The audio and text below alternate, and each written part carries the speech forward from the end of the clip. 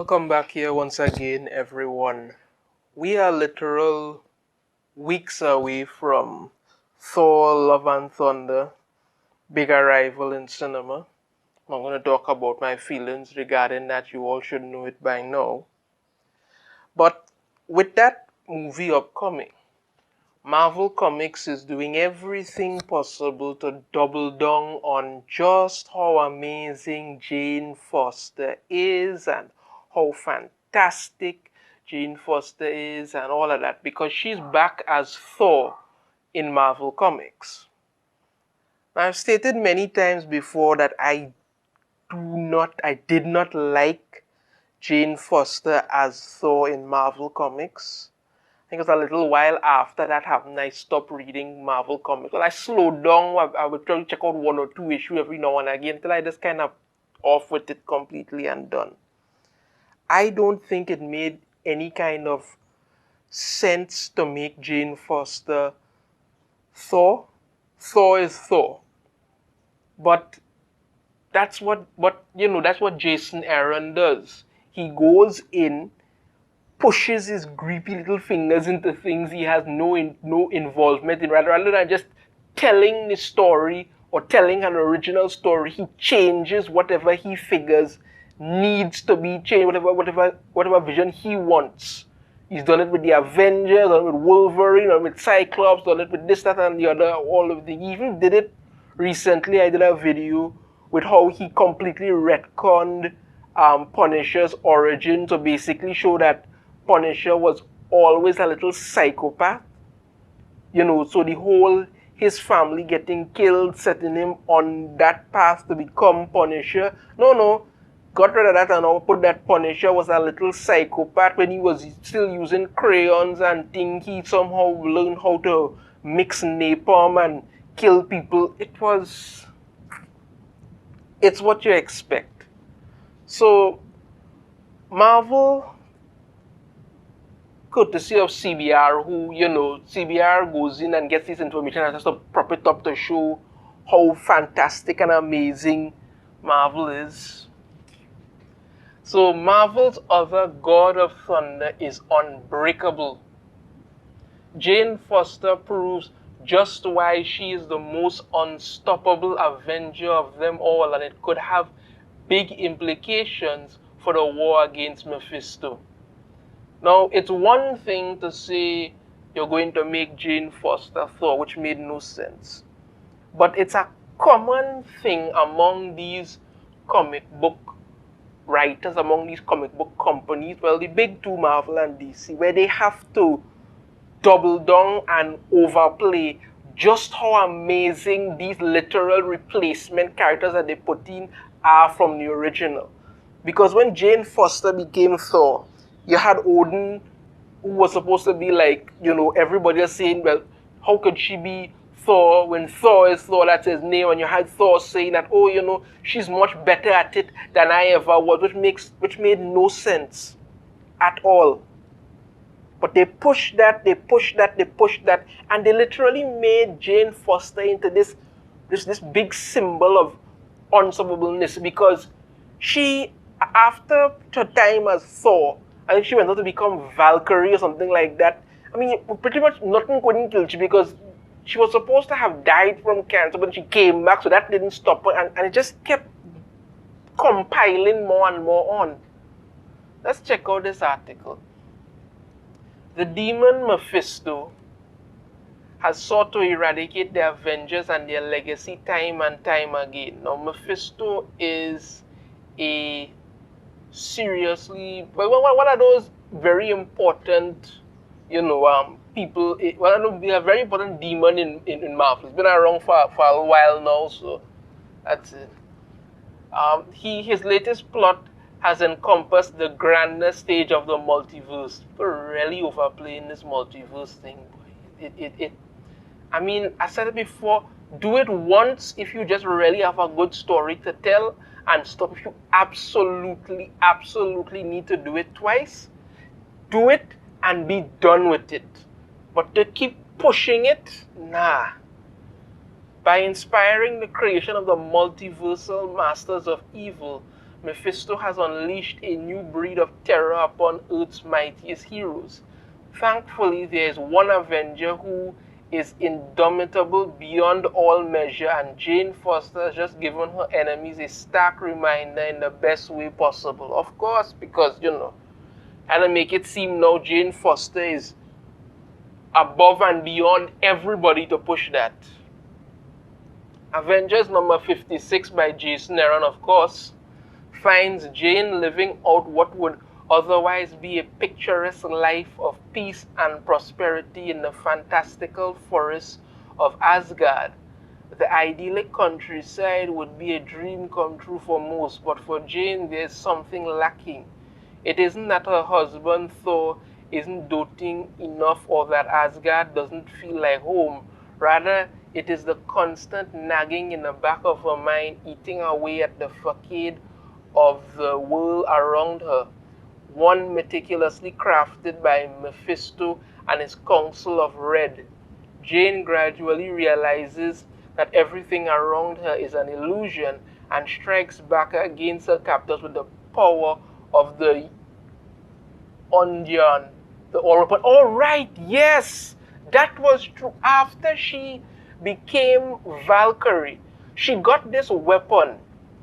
I think I pronounced it right there, the Onion or something, or Onion or Onion or whatever, right? And it was basically like a Swiss Army knife of weapons, of anything she needed, it could become. This weapon was a complete master cheat. From after she moved on from Thor's hammer Mjolnir, she got this weapon that could capable of doing anything. She needed to latch on to something it could do. She needed to do this, it could do that. It was pretty much, well, as they say here, the all weapon. Again, making no freaking sense, but they just kept trying to prop up Jane Foster as this amazing character, and it kept falling flat. And if you rely on what some of these mainstream or some of these access media say, you would think that Jane Foster's run as Thor was fantastic, but it wasn't. Somebody told me once that Jane Foster's run as Thor was really good. They enjoyed it. I said, okay, what did you enjoy about it? I'm still waiting for an answer. Still waiting for an answer.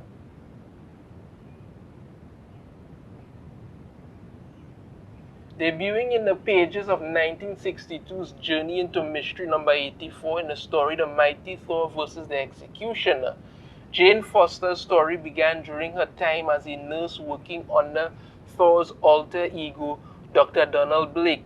Over the years, their relationship would wax and wane, the latter largely due to Odin's prior inability to accept Jane as Thor's lover or a potential Asgardian. Even after her time merged with Sif, when Jane finally took up the mantle of God of Thunder in Thor's stead, her identity was a mystery to all, including her then fellow Asgardians. Of course, Jane's time as Thor wasn't meant to last, and she eventually gave her life to defeat the threat of Mangog, and somehow she came back. Luckily, that wasn't the end for Jane. Of course, not who has gone on to become both Valkyrie, yes, right, and wielder of the Onion, as well as an Avenger. Yeah, because they just kept piling it on. No matter what battle she has fought or which enemies she has faced, none of them have ever truly beaten Jane as a person or god. Yeah, because she had to be beyond better than everybody else, from fantastical beasts to otherworldly gods and even cancer. Jane's resolve only ever wavered in the slightest. Throughout everything, it was Jane's unbreakable spirit that propelled her to new heights and inspired those closest to join her in that ascension. Assuming every other Mephisto is just as aware of that fact as those she has most recently defeated, Jane could very well be the one to lead Earth's mightiest heroes to victory against the devils themselves. Mephisto's state of temptations haven't been lobbed at Jane, although she is easily the fastest one to brush them off. Even the Mephistos across the multiverse she encounters in their illusionary Asgard seem more annoyed than anything that they were tasked with trying to diminish her spirit. As one of them notes during their battle, The Janes are all but unbreakable. Considering everything she has been through, this isn't much of a surprise. Yeah, so it's more than one, a whole multiverse of Jane Fosters. And yet it still speaks to just what she is capable of. Jane proves that physical strength and divine abilities are only part of what makes a hero unstoppable. Alright, yeah. Again, as I say, it's one thing to just swap a character, which ultimately doesn't make sense to me. I find that to be kind of lazy storytelling. It's another thing to constantly have to prop up and show that, this character is so much better than everything and everybody. And this is one of the problems people seem to not get. People have accused me of sounding sexist against women and all kind of thing. No, but this is not how you write female characters. This all perfect, all powerful, all amazing, all encompassing, all better than everybody and everything. It does not make sense. Why you keep doing this to prop it up and make it seem like these female characters are beyond the beyond, and the men could barely kill. They have to struggle and scrape and all these sort of things. You brought in Jane Foster as Thor, which made no sense. Then you had her become a Valkyrie, which made even less sense. And I think all the other Valkyries got wiped out and she was left. Thing like that. Again, making no sense. So I have no problem with Jane Foster as a character. If you want Jane Foster to be her own hero, her own thing, you could go down that road. But when Jason Aaron decided to just make her Thor, it made no sense. People initially give it a look just to see. But then they started to realize the same thing that you were doing with her was the same thing you were doing with Captain Marvel. And by Captain Marvel, I mean the Captain Marvel, not Marvel, I mean, Captain Marvel. Who was originally Ms. Marvel and became Captain Marvel. And nobody buys that comic anymore because people can't stand her. Give them wrong. Or was it total wrong, like it's something else? You have to write female characters. You have to write any character like actual people. They have to encompass what they are. Yes, Thor is a god. Thor is god of thunder and all that sort of stuff. You keep giving all kind of things to do with Thor, but somehow, I mean, just recently, Jason Aaron made a thing like, the Phoenix Force is Thor's mother.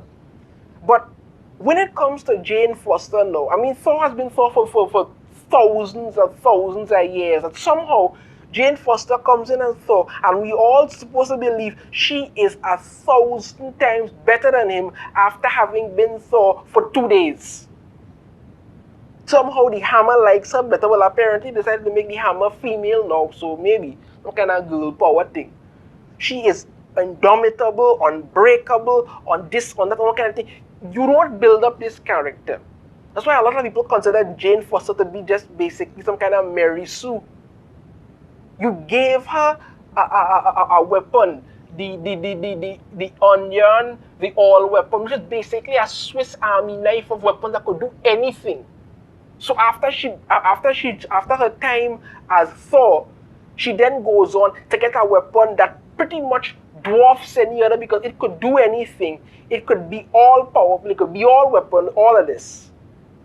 This is, I mean, I understand that, the movie is coming out. And again, as I say, Jane Foster as Thor in comics wasn't good. Why would you decide to do it in the movie? But then again, this is the time when people don't really care much, so they do anything that they want. But you're pushing this now, where movies influencing comics when it used to be the other way around. Because Jane Foster is coming out as Thor in the new Thor, we decided to bring her back as Thor because it failed miserably before. Let's do it again because the movie is doing it.